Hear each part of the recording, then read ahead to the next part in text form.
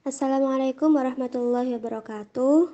Kepada yang terhormat Ibu Dr. Haja Samsul Susilawati, MPD, selaku dosen pengampu mata kuliah Pengembangan Media Pembelajaran PAI, serta tak lupa teman-teman Magister PAI kelas C yang saya sayangi. Baik, di sini saya, Sona Khalifatul Mufidah, akan mempresentasikan tentang proses pengembangan media pembelajaran cetak dan non-cetak dan pengintegrasian media dan teknologi dalam pembelajaran. Di sini saya akan menjelaskan tentang pengembangan media cetak dan non-cetak. Sebagaimana kita tahu, ilmu pengetahuan dan teknologi membentuk integrasi dalam dunia pendidikan. Pengembangan media pembelajaran, baik cetak maupun non-cetak, tampil dalam berbagai jenis dan ukuran dengan masing-masing karakteristik dan kemampuannya. Atas dasar tersebut, maka cara memilih dan menggunakan suatu media di dalam proses belajar mengajar, guru tidak cukup hanya memiliki pengetahuan tentang kegunaan nilai serta landasannya, tetapi juga harus memiliki keterampilan memilih dan menggunakannya dengan baik. Karena media merupakan suatu sarana guna meningkatkan mutu proses belajar mengajar. Media cetak dan elektronik merupakan hasil perkembangan teknologi informasi di dunia. Keduanya telah mengubah fungsi menjadi lebih praktis, dinamis, dan mengglobal. Media juga menjadi sarana dalam upaya transfer of knowledge kepada siswa. Kehadiran media pembelajaran, baik cetak ataupun elektronik, tentu membawa pengaruh yang sangat besar pada dunia pendidikan.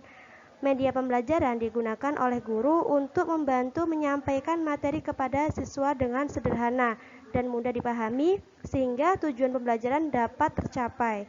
Pemilihan media pembelajaran baik cetak maupun non-cetak yang tepat harus disesuaikan dengan situasi pembelajaran, karakteristik siswa, kompetensi yang harus dicapai, tujuan pembelajaran, ketersediaan media dan sumber belajar, serta kemampuan guru dalam menggunakan media pembelajaran tersebut.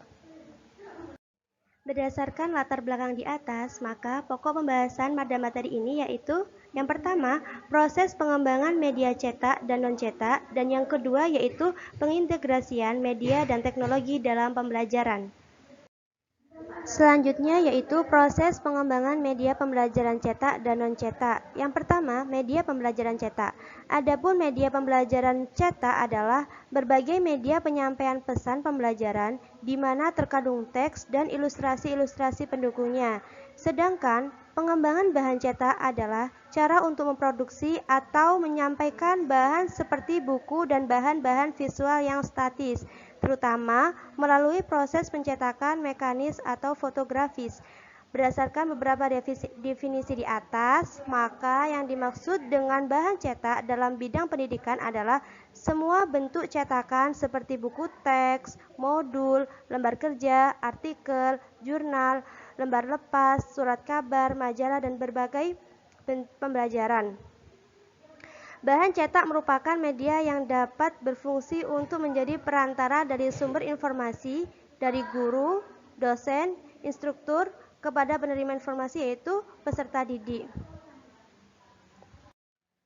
Lantas, kelebihan dan kekurangan media pembelajaran cetak yaitu untuk kelebihannya, yang pertama, mampu menyampaikan berbagai informasi yang berkaitan dengan fakta maupun konsep abstrak. Dan yang kedua yaitu dapat digunakan kapan saja. Dan yang ketiga, penggunaannya mudah. Dan yang keempat, mudah dibawa, penataan atau teknik penyajian materinya itu mudah dipelajari. Sedangkan untuk kekurangannya, yang pertama itu sulit menampilkan gerak karena dia berbentuk cetak. Sedangkan yang kedua yaitu biaya pencetakan agak mahal. Yang ketiga, memakan waktu. Yang keempat, membosankan. Dan yang kelima, cepat rusak dan hilang. Dan untuk yang terakhir yaitu bahannya itu tebal, mematikan minat siswa untuk membaca. Setelah kita mengetahui tentang kelebihan dan kekurangan media pembelajaran, maka pengembangan media pembelajaran cetak ini dibagi menjadi 4. Yang pertama yaitu menganalisis, dan yang kedua yaitu desain, dan yang ketiga yaitu evaluasi dan revisi, dan yang keempat yaitu diseminasi.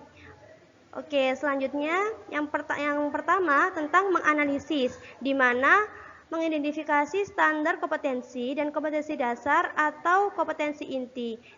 Jika buku teks dikembangkan untuk kebutuhan perguruan tinggi yang belum merumuskan SK, KD, atau KI, pengembangan dapat mewawancarai ahli kurikulum dan konten mata kuliah. Dan yang kedua yaitu menganalisis pokok bahasan dan subpokok bahasan yang terdapat dalam buku-buku yang relevan yang telah ditulis sebelumnya. Yang kedua yaitu tentang desain, di mana menyusun sistematika pembahasan termasuk bab, pokok bahasan, dan subpokok bahasan untuk memudahkan penyusunan.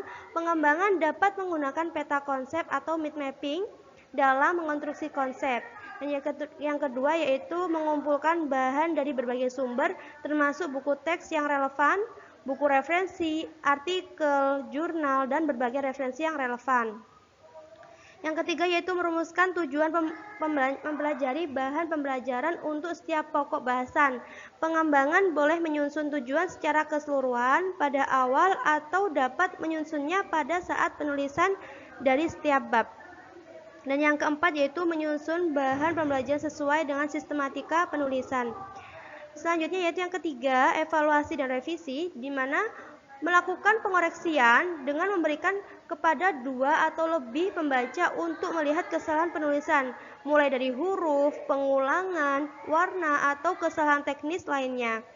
Dan yang kedua yaitu meminta ahli atau pihak lain untuk mengoreksi baik yang berkaitan dengan konten maupun yang berkenan dengan desain bahan cetak. Dan yang ketiga yaitu menguji coba secara bertahap, mulai dari uji coba perorangan, kelompok kecil, sampai besar, dan uji coba lapangan yang dilanjutkan dengan revisi. Yang keempat yaitu diseminasi, di mana mempublikasikan bahan ajar dengan melibatkan lembaga penerbitan. Dan yang terakhir yaitu menyebarluaskan bahan ajar ke seluruh pihak yang memerlukan.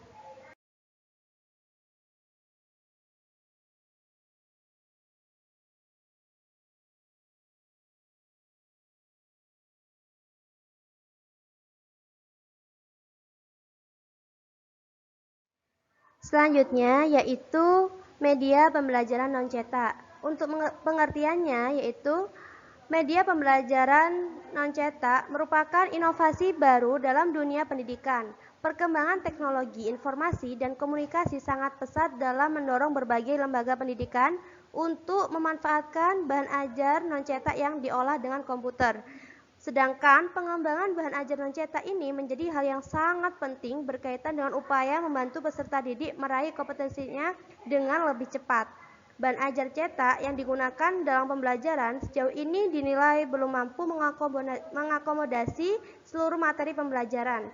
Ketidakmampuan ini dapat ditemukan pada saat berkembangnya materi pembelajaran yang pada kondisi tertentu yang sulit direpresentasikan secara tertulis, dan pada akhirnya bisa dilakukan dengan bantuan teknologi informasi dan komunikasi. Selanjutnya yaitu klasifikasi bahan ajar non-cetak yang dibagi menjadi 4. Yang pertama yaitu bahan ajar non-cetak audio, di mana bahan ajar non-cetak audio ini merupakan jenis media yang efektif dan efisien untuk digunakan sesuai dengan tujuan pembelajaran yang ingin dicapai, yaitu melatih kemampuan peserta didik dalam mendengar informasi dan pengetahuan lisan secara komprehensif. Dan yang kedua yaitu bahan ajar non-cetak transparansi, di mana bahan ajar non-cetak transparansi ini bisa disebut juga bahan overhead transparansi atau OHT.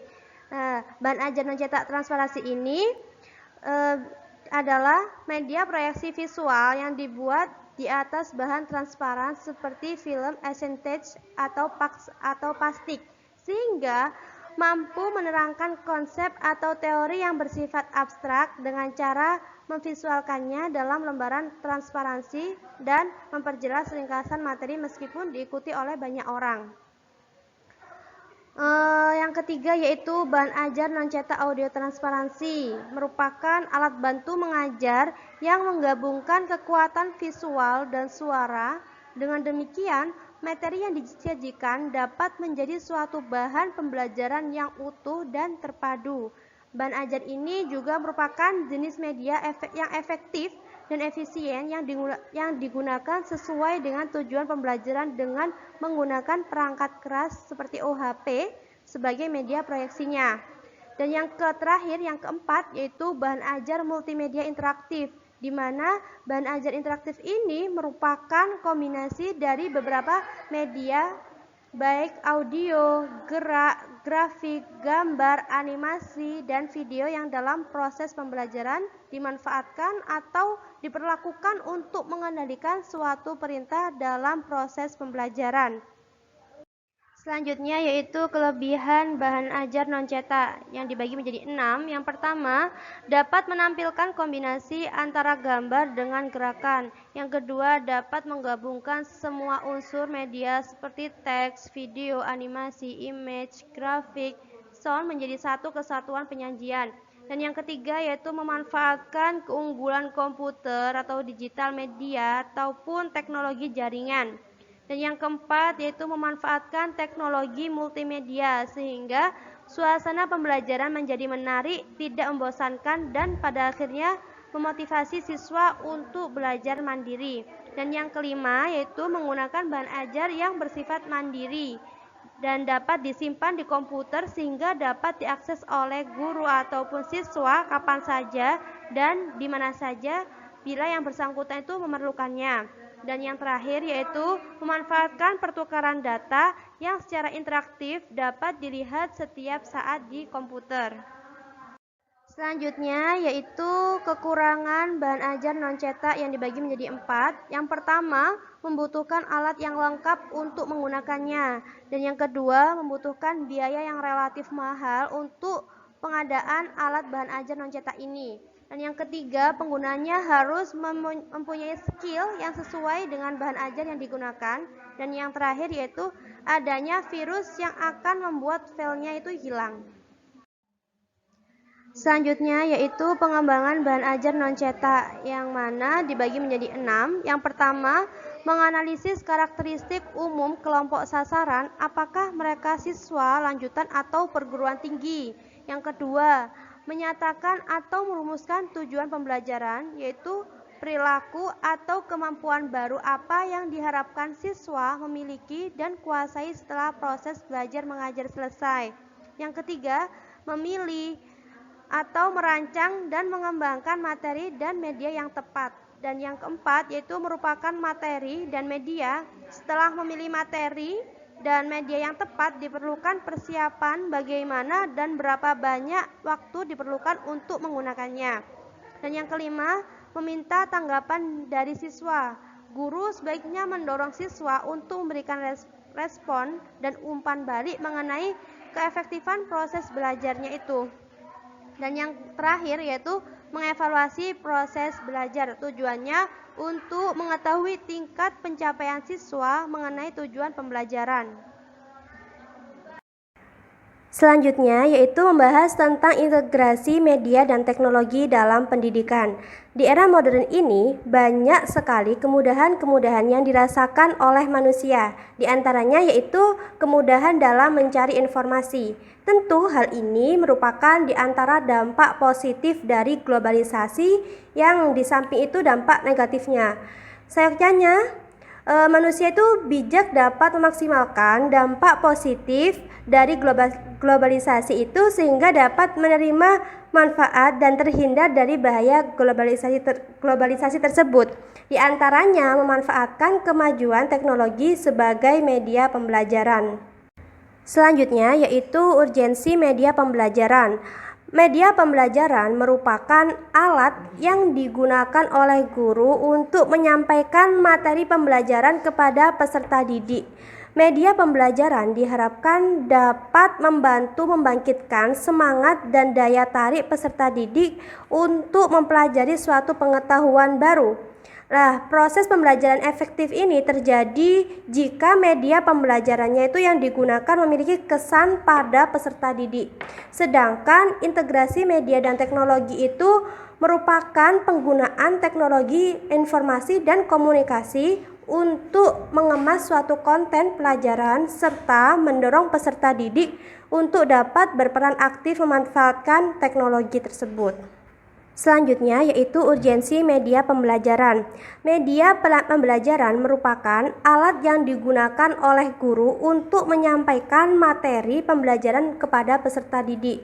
Media pembelajaran itu juga dapat membantu membangkitkan semangat dan daya tarik peserta didik untuk mempelajari suatu pengetahuan baru. Media pembelajaran juga itu dibuat sesuai dengan materi pembelajaran, sesuai dengan kebutuhan siswa, dan media pembelajaran itu sebagai alat pendukung yang ada di sekolah dan disesuaikan dengan kemampuan guru tersebut. Macam-macam media pembelajaran itu bisa berupa audio visual, visual atau audio saja. Selanjutnya yaitu secara garis besar urgensi media pembelajaran mempunyai fungsi sebagai berikut. Yang pertama, fungsinya itu bisa memperjelas penyajian pesan. Yang kedua, mengatasi keterbatasan waktu dan daya indera. Yang ketiga yaitu bisa memperhatikan minat perhatian siswa dalam proses pembelajaran. Yang selanjutnya itu menyamakan persepsi antar siswa dalam menerima pesan. Yang selanjutnya yaitu memungkinkan belajar menurut kemampuan dan minatnya. Dan yang terakhir yaitu interaksi yang lebih langsung antara peserta didik dengan lingkungannya. Selanjutnya yaitu menjelaskan tentang integrasi media dan teknologi dalam pembelajaran. Teknologi juga bisa disebut dengan salah satu penunjang kemajuan manusia, dan guru itu dituntut untuk dapat memanfaatkan kecanggihan teknologi sebagai media untuk menyampaikan materi pembelajaran kepada siswanya. Nah, teknologi tersebut itu bisa dimanfaatkan dengan benar untuk kebaikan, bukan dihindari. Selanjutnya yaitu teknologi. Kata teknologi berasal dari istilah teknik yang berarti sebagai seni atau keterampilan. Selain itu, kata teknologi ini banyak dipahami oleh orang awam sebagai mesin. Nah, dalam Dictionary of Science, teknologi ini didefinisikan sebagai penerapan pengetahuan teoritis pada masalah-masalah praktis. Pada hakikatnya, teknologi ini merupakan penerapan ilmu atau pengetahuan lain yang terorganisir kepada tugas-tugas praktis. Pengertian teknologi ini sebagai kumpulan pengetahuan melengkapi pengertian teknologi sebagai barang buatan yang ditujukan untuk mendukung kegiatan manusia agar lebih efisien dan bertujuan. Selain itu, arti dari teknologi ini dapat dipahami sebagai upaya untuk meningkatkan efektivitas dan efisiensi. Selanjutnya yaitu integrasi. Integrasi teknologi adalah penggunaan teknologi informasi dan komunikasi untuk mengemas suatu konten pelajaran serta mendorong peserta didik untuk dapat berperan aktif memanfaatkan teknologi tersebut. Nah, suatu upaya melakukan penggabungan dua antara lebih yaitu elemen untuk menghasilkan suatu inovasi baru. Selanjutnya yaitu urgensi. Tujuan utama teknologi pembelajaran adalah untuk memecahkan masalah belajar atau memfasilitasi kegiatan pembelajaran tersebut. Teknologi pembelajaran sebagai perangkat lunak yang berbentuk cara-cara yang sistematis dalam memecahkan masalah pembelajaran yang semakin canggih dan mendapat tempat secara luas dalam dunia pendidikan. Dengan demikian itu, aplikasi praktis teknologi pembelajaran dalam memecahkan masalah belajar yang mempunyai bentuk konkret dengan adanya sumber belajar yang memfasilitasi peserta didik untuk belajar. Selanjutnya yaitu bentuk penggunaan komputer sebagai multimedia yang dapat digunakan dalam pembelajaran, seperti multimedia presentasi, video pembelajaran, game pembelajaran, drill dan praktek, kemudian simulation based learning, kemudian presentasi dan permainan. Dan pembahasan terakhir yaitu kesimpulan. Media pembelajaran yang berbasis teks, cetak atau printout adalah sebagai media penyampaian pesan pembelajaran di mana terkandung teks atau bacaan dan ilustrasi-ilustrasi pendukungnya. Sedangkan pengembangan bahan ajar cetak yaitu dengan cara untuk memproduksinya melalui proses pencetakan mekanis atau fotografis. Sedangkan pengembangan bahan ajar non cetak dapat dilakukan dengan komputer. Selanjutnya yaitu bahan ajar non-cetak yang merupakan inovasi baru dalam dunia pendidikan. Perkembangan teknologi informasi dan komunikasi ini sangat pesat dalam mendorong berbagai lembaga pendidikan yang memanfaatkan bahan ajar non-cetak yang diolah dengan komputer. Jadi, sedangkan integrasi teknologi adalah penggunaan teknologi informasi dan komunikasi untuk mengemas suatu konten pelajaran serta mendorong peserta didik untuk dapat berperan aktif dalam memanfaatkan teknologi tersebut. Sekian, terima kasih dari presentasi saya. Semoga bermanfaat dan mohon maaf bila ada salah kata. Assalamualaikum warahmatullahi wabarakatuh.